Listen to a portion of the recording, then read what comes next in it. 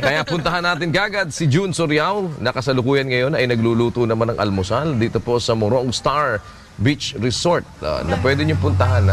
Pwede kayo punta dito at makita nyo. Mamaya iikot kayo ni Angela at saka ni Atty. Reggie. So yan na ngayon ang senaryo. Kita mo, Saya ng sunrise, kuya. nararamdaman na natin lumalamig eh. Diyan lumilitaw. Amihan. Diyan sa May left amihan na side kasi. na yan lumilitaw yung yung araw. Makikita mo, umaakyat talaga doon sa may bundok.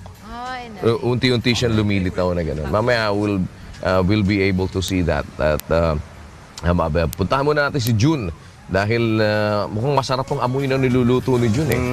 Amoy tuyo. June, may tuyo ba dyan? Tsaka si Doc Sara at tsaka si Lynn Perez. At si Talia pala, nandun pala sila.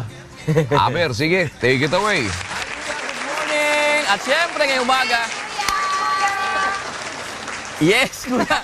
At alam natin ang good morning, kuya. May Busog na buko busog sa informasyon, balita, talakayan. At syempre, bubusugin din tayo ng ating isa sa mga chef dito sa Morong Star Beach Resort, si Ate Tintin Aureliano ng Filipino, isa sa mga Filipino all-time favorite, kuya, ang Tapsilog! At syempre, kuya, ihahanda yan ni Ate Tintin para sa ating lahat para manatili tayong energetic ngayong umaga, Bakit kuya. ganun ang- Ipe-prepare namin ito at Ano nyo? babalik kami, kuya.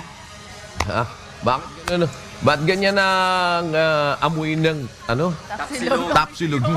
Yes, kuya. Ba't ganyan ang amoy ng Amoy tapsilog tuyo. nyo? Amoy tuyo. Sa kapitbahay yata yung Ha?